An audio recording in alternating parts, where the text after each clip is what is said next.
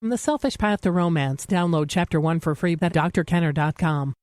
Why don't you stop drinking? Anybody can be a drunk. Anybody can be a non-drunk.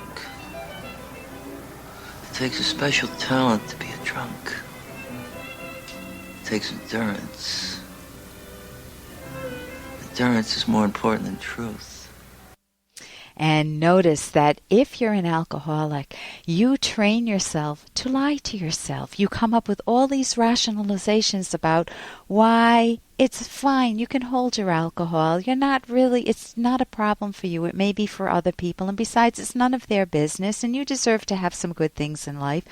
All of those have names that psychologists give them. They're either called rationalizations, which are lies to yourself, or permission-giving beliefs. They're lies that you say to yourself, beliefs that you hold on to despite the evidence, in order to continue your bad behavior, your destructive path.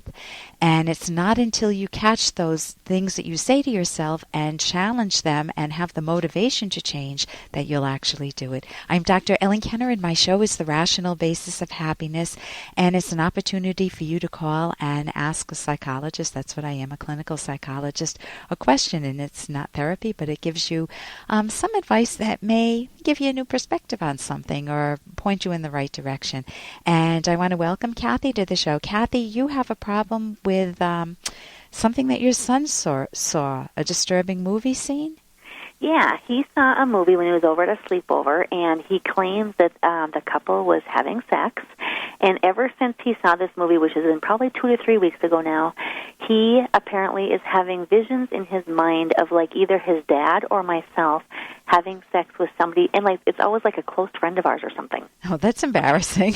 Yeah, very. Yeah. So first, how old is he? He's 8 years old. The first thing that strikes me is how good that he's open with you. He's very open, and actually the first time he told us about it, he was crying because he knew that it was, the wrong thing to be thinking about and stuff. Yeah. And my advice to him was just to pray and ask God to not give him these thoughts and stuff. And he did that, but it's like every single day he's bringing this up to me. Yeah. Okay. The problem with it, tell me what you think the problem might be with praying and asking, placing what in psychology is called the locus of control outside of himself, saying that God will change it or something outside of him will change it. Right. It makes him feel more powerless, actually. Okay. As opposed to saying, we all have we all have occasional thoughts that we don't like. And instead of telling him I know you're not doing this, he's asking you, how do I get rid of these thoughts? Right. If he treats them as, oh my God, here are those awful thoughts again. I'm having those images in my mind, or I'm picturing mom and dad, or mom with, dad's best friend or something. Exactly. Which is embarrassing. But you can say, honey, that can happen all the time. It's not a big deal.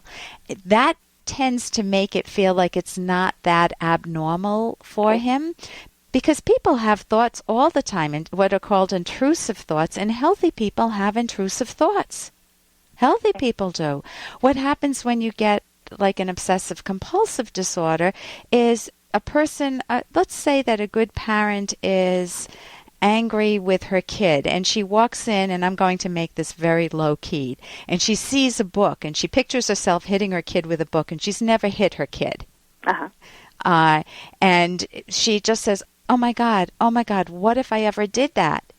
That could be the beginning of an anxiety disorder. Instead of saying, oh, I know I would never do that. It's just a mood that I'm in. Right. If she treats it as more of a matter-of-fact situation, she doesn't underscore and highlight it and bold it in her mind as something she has to run away from. Okay. If, for example, let's say that when you tell your mind, don't think about X, and one of the examples that I use often is, don't think about, I think I heard this example once, a pink elephant, like Dumbo, floating in the air. Mm-hmm. So I don't want you to think about Dumbo at all for the next 10 seconds. So, okay, Kathy? Don't think about it. Okay. Right, I see your point there. Okay, are you already thinking about it? Right. It's impossible not to think about the pink elephant. Any idea why? Why? Why is that? Why do we do that? Listen to me give myself the command. If you had told me, Kathy, Ellen, don't think about a pink elephant.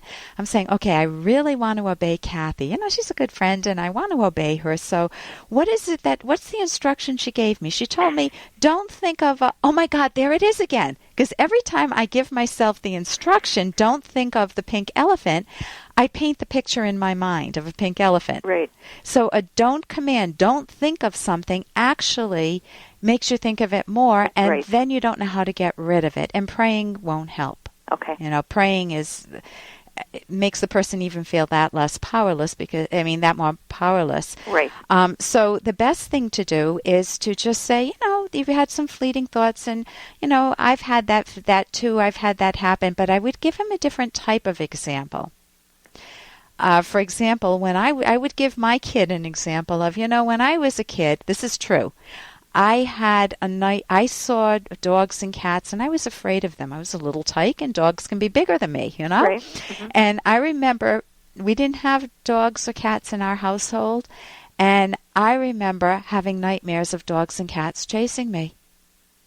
And I didn't know how to get rid of those nightmares.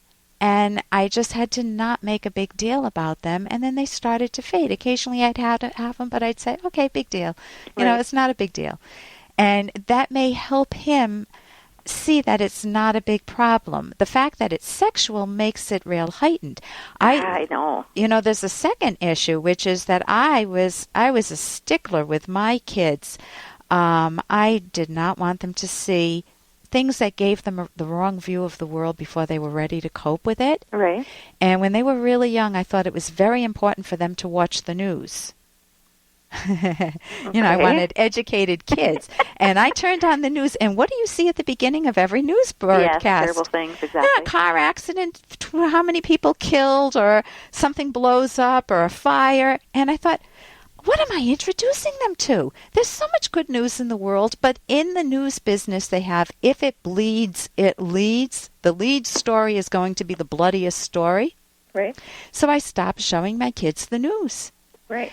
And with movies, I would show them really good movies, but my husband and I would go through and we'd cut out the violent scenes. I would cut out the sexual scenes until they got a little older, and then I cut out the bad sexual scenes. But if there was a very nice romantic one as they were getting older, you know, hugging and kissing, maybe not explicit sex, but I wanted them to see examples of good parents having people having good relationships. Sure. Mm-hmm. So I was selective, and my daughter even remembers at a Girl Scout function where I came in front of the TV with a big sheet and covered the scenes I didn't want the kids to see. And she just remembers the scene. It was a cute movie, but I remember it had a couple of scenes in it that were they just had a bad guy in it. And so, you know, I went in and covered it. So I would find out who the parents are. I would call and ask, do you know what they saw? What movie? Well, he told me it was the movie Failure to Launch. Okay, I never saw it. I haven't seen it either, but and really, I don't think he knows what sex is. I think he's told me that he thinks that it's a couple laying down in bed and kissing a lot. Oh, that's sweet. And I hope it was a good scene. As a parent, as much as painful as it might be, I would want to see the movie that tortured my kid in private without letting him, you know, just privately with your hubby maybe too, so you can get his context. Because it may have been nothing bad that he saw, or it may have been... Well, that's what I'm thinking. Yeah. I don't think it's a dirty movie or anything. Wonderful. I just think... Then you can help him put it in context. And if all he pictures is you hugging one of your husband's buddy, just say, oh yeah, we like each other. You know, then it's a light touch. It's not explicit sex. When they get older, there are books by Peter Mayle, Mayle. I think they're on my website, drkenner.com, which talks about sex, and it's done in a very tasteful way. Is it a book, did you say? Yeah, they're the kids' books. But when he gets to about the puberty age, those are good books to introduce kids to sex. But you want to read it first to make sure you're at home with them. Right. And you want to find the right age to introduce it to. And that was Dr. Peter Mayle, Mayle? I don't think it's Dr. Peter, Mayle. Right, but it's at my website, too. I'm pretty and sure. That's for more puberty age. Yeah. Thank you so much for your call. Yes, thank you very much. Oh, Dr. you're Kenner. welcome. And I'm Dr. Ellen Kenner, and my show is The Rational Basis of Happiness. And coming up, if you're a veteran, you can come home and you can feel like everything's really nice for a certain length of time, and then it may hit you, all the trauma that you've been through, and it makes it very hard for you to continue. It makes it hard to integrate back into family life, in quotes. Coming up, I'll be talking with Jay White, who works with veterans. I'm Dr. Ellen Kenner on The Rational Basis of Happiness. Here's an excerpt from The Selfish Path to Romance, the Serious Romance Guidebook by Drs. Kenner and Locke.